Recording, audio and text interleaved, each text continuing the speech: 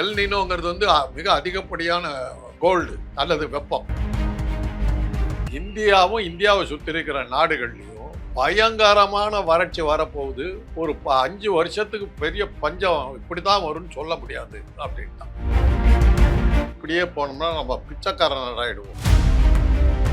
அட்லி தான் எந்திரிச்சு என்ன சொன்னார்னா, நமக்கு இருக்கிறதுலே பெரிய தலைவலி இந்தியா. மிகப்பெரிய ஜனத்தொகை, எந்த வேலையும் செய்ய மாட்டான், 3 வேளையும் சோறு கேட்பான். அது மாதிரி பூலோகத்திலேயே ஒரே ஒரு நாடு, அது வந்து இந்தியா. பூமியினுடைய மிக பயங்கரமான ஒரு விரோதி யாருன்னா மனித இனம். இந்த மனித இனத்தை ஒழிச்சாலுடைய பூமியை காப்பாற்ற முடியாது. அதனாலதான் கொரோனா வருது, டெங்கு வருது, சிக்கன் குனியா வருது. இது எதுவுமே எந்த மிருகத்தையோ பறவையா பாதிக்கிறது இல்லை. பாத்தீங்கல்ல, மனுஷனை மாத்திரம். இவனை ஒழிக்கணும்னு இவ்வளவு கிருமிகளை வந்து கஷ்டப்பட்டு பூமியை காப்பாற்றணும். அதுல ஒண்ணு இல்லைங்கவா? ஆமா. இந்த டெம்பரேச்சர் இன்னொரு 2 டிகிரி அதிகம் ஆச்சுன்னா பொறிஞ்சு போகும். தமிழ்நாட்டுல எல்லாமே சேஞ்ச் ஆயிடுச்சு. உங்க நகையையும் சேஞ்ச் பண்ணுங்க. உங்க பழைய நகைக்கு கிராமுக்கு 150 ரூபாய் கூடுதலா வாங்கி புது நகை எடுத்துக்கோங்க. அதே கம்மி சேதாரம் தான் உங்க லலிதால மட்டும்தான். ஆச்சி மசாலா, எந்த சமையலும் ருசி தேடும் ரகசியம் 20 ரூபாய். ஐயா வணக்கம்ங்க. இப்போ இந்த எல் நீனோ பேசு பொருளாக மாறி இருக்கு, மக்கள் எல்லாம் அதை கவனிக்கிறாங்க. இதற்கு முன்னாடி இந்த தாதூரோட பஞ்சம் அப்படின்ற சொல்லாடெல்லாம் பயன்படுத்தப்படுது. 200 ஆண்டுகளுக்கு முன்னாடி நடந்திருக்கு. தமிழ்நாட்டில் கோடிகள்ல மக்கள் இறந்திருக்காங்க. முதல்ல அது என்ன நடந்திருக்கு தாதூரோட பஞ்சம்? அது நான் பள்ளிக்கூடத்தில் படிக்கும்போது கடின உரை நடைன்னு சொல்லி ஒரு பாடம் இருக்கும். அந்த காலத்துல தமிழ் எப்படி எழுதுனாங்கன்னு. அதுல அந்த பாடத்துல ஒரு என்னன்னா, பாண்டிய நாடு பன்னீராண்டு வர்க்கடம் சென்றது, செல்ல பசி கடுகுதலும் அப்படின்னு ஆரம்பிக்கும். பாண்டிய நாடு பன்னீராண்டு வர்க்கடம் சென்றதுன்னா என்ன அர்த்தம்னா, 12 வருஷம் பாண்டிய நாடு வர்க்கடம்னா பஞ்சத்துல அடிபட்டுச்சு, வறட்சி, செல்ல பசி கடுகுதலும். வறட்சி அதிகம் ஆக ஆக பசி அதிகம் இருக்கிறது, ஜனங்க சாவுறதுன்னு சொல்லி 12 வருஷம் நடந்திருக்கு. அது வந்து ஒரு 500 வருஷத்துக்கு முன்னாடி எழுதப்பட்ட தமிழ் இது. ஆக அது நம்ம ஊரை பொறுத்தவரை அது இருந்துருது. ஒரு முக்கியமான ஒரு விஷயம் என்னன்னா, இந்தியாவுக்கு எப்படி சுதந்திரம் கிடைச்சது தெரியுமா உங்களுக்கு? செகண்ட் வேர்ல்டு வார் முடிஞ்சது, 2ஆம் உலக போர் முடிஞ்சிடுச்சு. இங்கிலாந்து பெரிய, அதாவது போர்ல வெற்றி பெற்றுட்டாங்க. ஆன செலவுக்கு தலை சுத்திடுச்சு. சரி, அவனால பட்ஜெட் தாங்க முடியல. அப்போ வந்து சர்ச்சில் தான் பிரைம் மினிஸ்டர், அட்லி வந்து எதிர்கட்சி தலைவர். அவர் என்ன சொன்னாரு, இப்படியே போனோம்னா நம்ம பிச்சைக்காரன் ஆயிடுவோம், இதுக்கு எதாவது பண்ணணும் போது அட்லி தான் எந்திரிச்சு என்ன சொன்னார்னா, நமக்கு இருக்கிறதுலே பெரிய தலைவலி இந்தியா. மிகப்பெரிய ஜனத்தொகை, சரி, எந்த வேலையும் செய்ய மாட்டான், 3 வேளையும் சோறு கேட்பான். அது மாதிரி பூலோகத்திலேயே ஒரே ஒரு நாடு, அது வந்து இந்தியா. எந்த வேலையும் செய்ய மாட்டான், ஆனால் 3 வேளை சோறு போடணும்னு கேட்குற ஒரு ஊர். இவனை நம்ம கழட்டி விட்டாலே நம்ம பட்ஜெட்டை அட்ஜஸ்ட் பண்ணிடலாம். உடனே சர்ச்சில் ஓகேன்னு சொல்லிட்டார். ஓகேன்னு சொல்லிட்டு அதுக்குள்ளார சர்ச்சில் அவர் கூட இருந்த மற்ற இவங்க என்ன சொன்னாங்கன்னா, இந்திய மக்கள் அறியாமையில் இருக்கிற மக்கள், சரிங்க, அவங்கள வந்து 2 பேர் நல்லா ஏமாத்திக்கிட்டு இருக்காங்க. வைலி காந்தி, ஸ்கீமிங் நேரு. வைலி காந்தினா வஞ்சக நெஞ்சம் கொண்ட காந்தி, ஏதாவது பதவி கிடைக்குமான்றதுக்காக அலைஞ்சிக்கிட்டு இருக்கிற நேரு. இந்த 2 பேர்த்து கையில் இந்த நாடு மாட்டிக்கிட்டு இருக்குது. அந்த மாதிரி அந்த 2 பேர்த்துக்கிட்டையும் அப்பாவி இந்தியர்களை மாட்டி விட்டுறாதீங்க. அதனால அவங்கள வந்து முதல்ல ஒரு சுதந்திர ஆட்சிக்கு தயார்படுத்துறதுக்கு முதல்ல அவங்களுக்கு ஏற்பாடு பண்ணுங்கன்னு ஐடியா கொடுத்தாங்க. கொடுத்த உடனே தான் பிரிட்டிஷ்காரர் இருக்கும்போதே தேர்தல்கள்லாம் நடந்தது. அந்த தேர்தலில் தான் தென்னாடு பூரா ஜஸ்டிஸ் பார்ட்டி கிட்ட போயிடுச்சு, வடநாட்டில் தான் காங்கிரஸ். அதுதான் வரலாறு. அப்போ என்ன சொன்னாங்கன்னா, அடுத்தது வானிலை அறிக்கை கொடுத்தான். இந்தியாவை சுற்றி இருக்கிற நாடுகள்லையும் பயங்கரமான வறட்சி வரப்போகுது, ஒரு 5 வருஷத்துக்கு பெரிய பஞ்சம் இப்படிதான் வரும்னு சொல்ல முடியாது அப்படின்ட்டான். இதை கேட்ட உடனே இந்தியாவை சுதந்திரம் கூட்டுறான்னு ஆரம்பிச்சிட்டாங்க. அந்த நேரத்தில் காந்தி குவிட் இந்தியா, வெள்ளையனே வெளியேறினாரு. ஒண்ணு நீ கவலைப்படாதப்பா, ஆனந்தமா தான் கொடுத்துறேன்னு சொல்லிட்டு கொடுத்துட்டு அவன் துண்டா காணும் துணியை இந்த காணும். அகிம்சா மூர்த்தி அது இவங்க காந்தி அந்த 3% காரணங்களுக்கு கூட ரொம்ப ஓவரா இருந்தாரு. தான் பையனுக்கு ராஜாஜியோட மகனை கட்டினாரு தான் பொண்ணுக்கு. சரி, அப்படியெல்லாம் வந்த உடனே நான் காந்தியை தான் ஜாதின்னு எடுத்துக்கிட்டாங்க. அதனாலதான் அஹிம்சா மூர்த்தி மகாத்மா எல்லாம் வந்தது காரணம். பெரியார் காந்தியை ஏத்துக்கவே இல்லையே கடைசி வரைக்கும். பெரியாரும் காந்தி ரொம்ப ஃப்ரெண்ட், அது தெரியுமா உங்களுக்கு? பார்த்திருக்கோம், கேள்விப்பட்டிருக்கோம், படிச்சிருக்கோம். மதுவிலக்கு இது பண்ணும்போது ஏங்க குடிக்கிறத தடுக்கிறதுல என்ன லாபம்னு சொல்லி அப்போ ஒரு பிரச்சனை வந்தது. அந்த மதுவிலக்கை தீவிரமா கொண்டு வரணும்னு சொன்னது பெரியார். அந்த போராட்டத்தை பெருசா நடத்தினது பெரியார் மாத்திரம் இல்ல, அவருடைய மனைவியும் சகோதரியும் தங்கையும். அப்ப காந்தி என்ன சொன்னாருன்னா, மதுவிலக்கு மதுவை ரத்து பண்ணி குடிக்க கூடாதுன்னு சொல்லி போராட்டம் நிறுத்துறது என் கையில இல்லை. அது ஈரோட்ல இருக்கிற 2 பொண்ணுங்கிட்ட தான் இருக்குது.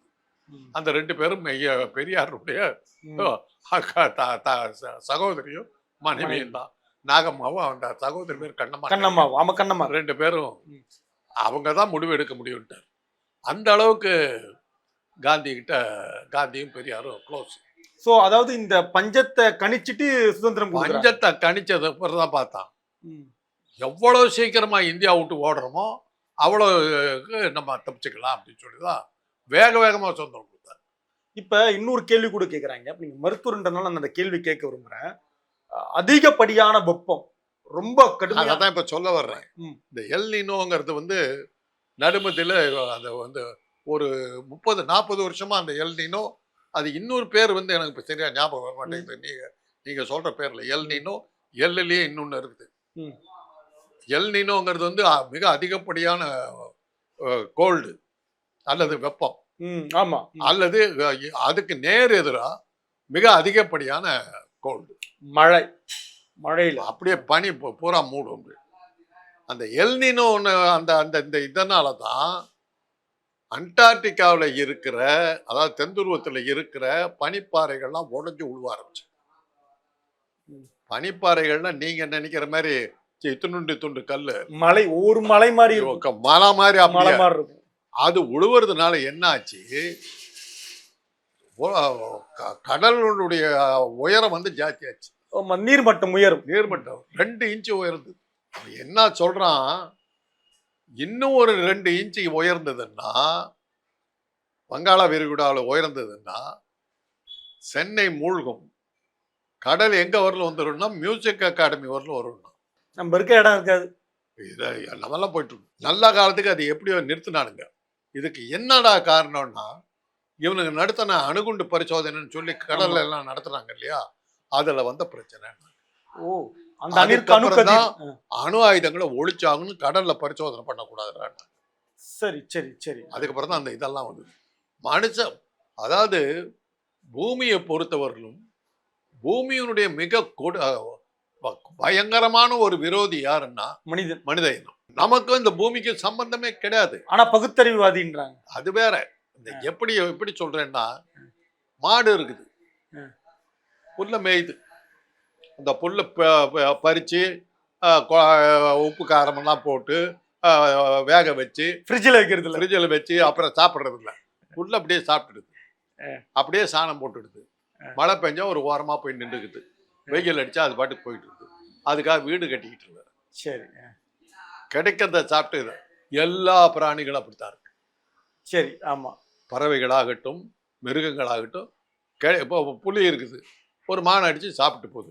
மான் அடிச்சதுக்கு அப்புறம் அதை பிரியாணி பண்ணணும், வறுத்த கறி பண்ணணும், சேர்த்து டீப் ஃப்ரை பண்ணணும், சட்டி நடிச்ச மான் கறி, அதெல்லாம் ஒண்ணு அந்த மாதிரிலாம் ஒண்ணு இல்லை. அப்படியே மானை சாப்பிட்டு போயிடும். சரி, மனுஷன் ஒருத்தன் தான் பயிரை விளைவிக்கணும், அதுக்கப்புறம் சமையல் பண்ணணும், திங்கிற மாதிரி பண்ணணும். வெயில் அவனுக்கு தாங்காது, வீடு வேணும், மழையில அவனால் நனைய முடியாது, கொடை வேணும், வெறும் உடம்போட சுத்த முடியாது, சட்டை வேணும். ஆக நமக்கு பூமிக்கு சம்பந்தம் இல்லை. வேற அவுட் சைடர். அதனால தான் பல்வேறு வகையான கிருமிகள் தாக்குது. இந்த மனித இனத்தை ஒழிச்சாலுடைய பூமியை காப்பாற்ற முடியாது. அதனாலதான் கொரோனா வருது, டெங்கு வருது, சிக்கன் குனியா வருது. இது எதுவுமே எந்த மிருகத்தையோ பறவையா பாதிக்கிறது இல்லை. பாத்தீங்கல்ல, மனுஷனை மாத்திரம் தான். இவனை ஒழிக்கணும்னு இவ்வளவு கிருமிகளை வந்து கஷ்டப்படுது பூமியை காப்பாற்றணும். அதுல ஒண்ணு எல்லினோவா? ஆமா, அதுல எல்லினோ ஒண்ணு. இப்ப அதிகப்படியான வெப்பம் வர்றது மூலியமா மருத்துவரா நான் கேக்குறேன், மனித உடலுக்கு என்னையா பாதிப்பு இருக்கு? வெப்பம் அதிகமா இருந்தா உடல் ரீதியான பிரச்சனை ஒண்ணும் இல்லைங்க. இந்த டெம்பரேச்சர் இன்னொரு 2 டிகிரி அதிகம் ஆச்சுன்னா பொறிஞ்சு போயிடும் உடல் எல்லாம். உடம்பெல்லாம் கொப்பளமா வந்து இதாயிடும். இப்ப பாருங்க, பிரான்ஸ்ல 104 டிகிரி. அவன் கேள்விப்படாத வெயில். தடுமாறுறான், இருக்க முடியல. அது குளிர் அடிக்குதுன்னு நம்ம சொல்லுவோம். நம்மெல்லாம் ஊட்டியிலாம் குளிருதுன்னு, ஊட்டி கொடைக்கானல்லாம் போனோம்னா குளிர்றதுக்கு பெரிய சுற்றுலாம் போடுவோம். எனக்கு அதுக்கு மேல பெரிய குளிரை நான் பார்த்ததில்ல. டெல்லி குளிருக்கு ஒரு மாதிரி பார்த்துருக்கேன், அது ஒரு கொஞ்சம் கடுமையா இருக்கும். சரி. உண்மையான குளிரை நாங்க எங்க அனுபவிச்சோம்னா லண்டன்ல. லண்டன் பிரிட்ஜ் மேல பஸ்ஸில் போயிட்டு இருக்கேன். அது அந்த ஓப்பன் பஸ். இது அந்த படுபாவி என்னாச்சுன்னா ஏதாவது ரிப்பேர் ஆகி நடு பாலத்தில் நிறுத்திவிட்டான். ஒரு குளிர் காத்த அடிக்குது, விரைச்சு போயிட்டேன்னு நினைச்சேன். அப்பதான் ரியல் குளிர் என்னன்னு தெரிஞ்சுது. அந்த குளிரெல்லாம் நம்மளால தாங்கவே முடியாது. ஸ்வெட்டர் போட்டு அதுக்கு மேல கோட்டு போட்டு என்ன அதுக்கு மேல ஊசியா குத்துது. அந்த குளிரெல்லாம் நம்மளால தாங்க முடியாது. அப்படிப்பட்ட ஊர்ல இன்னைக்கு 104 டிகிரி. என்ன ஆகும்? என்ன காரணம்னா, நீங்க வந்திருக்கீங்களா ஆர்டிபிஷியல் இன்டெலிஜென்ஸ் அது இதுன்னு உங்க மூளையை வச்சு என்னென்னோ பண்றீங்களா? பூமியை குட்டிச்சோறு பண்ணிட்டு இருக்கீங்க. பூமியை குட்டிச்சோறு பண்ணிட்டு இருக்கீங்க. இயற்கை சூழலை கெடுத்துக்கிட்டு இருக்கிறீங்க. இன்னைக்கு கழுதைகளை பார்க்க முடியல, பன்றிகளை பார்க்க முடியல, குருவிகளை பார்க்க முடியல, பல பறவைகளை பார்க்க முடியல. எல்லாத்தையும் ஒழிச்சு கட்டிக்கிட்டு வர்றீங்க. அதனுடைய விளைவு இயற்கை மாற்றங்கள். 222 மாவட்டங்கள் பெரிய சிக்கல்ல மாட்ட போறோம். குறிப்பா தமிழ்நாட்டுல 12 மாவட்டங்களுக்கு மிகப்பெரிய ஆபத்து இருக்குன்னு ஒன்றிய அரசு அறிவிச்சிருக்காங்க. தமிழ்நாட்டுல என்ன மாதிரியான பிரச்சனை இருக்குன்னு நினைக்கிறீங்க? பஞ்சம். நாமெல்லாம் கொஞ்சம் வெப்ப பூமி. தமிழ்நாடு இயல்பு. Okay okay. ஆந்திரா, கேரளா, கன்னடா, தமிழ்நாடு, இந்திய மலைக்கு அது கீழேயே நம்ம எல்லாமே வெப்ப பூமி. அதுக்கு பழக்கப்பட்ட உடல். அதனால நமக்கு பாதிப்புகள் கொஞ்சம் குறைச்சலா தான் இருக்கும். வடக்குல தான் உங்களுக்கு பிரச்சனைகளே. பார்க்காததை பாக்குறாங்க. என்னன்னு நீங்க பாத்தீங்கன்னா, ஆதி காலத்துல இருந்து நடந்தது பூராமே வடக்குல தான் எல்லா மாற்றங்களும் நடந்திருக்கு. கொஞ்சம் தெற்குலையும் நடந்திருக்கு. சிலப்பதிகாரத்துல அழகா எழுதலாம். அடுக்க பகருடன்